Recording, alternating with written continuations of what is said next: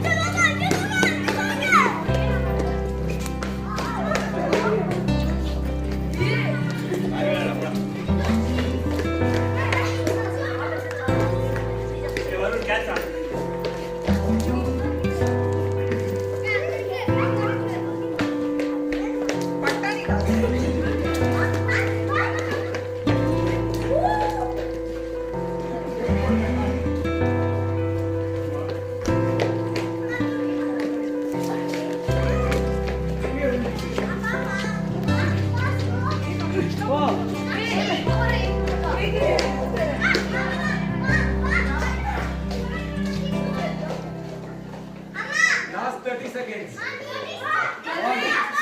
2, 3, 4, 5, 6, 7, 8, 9, 10, 11, 12, 13, 14, 15, 16, 17, 18, 19, 20, 21, 22, 23, 24, 25, 26, 27, 28, 29, 30.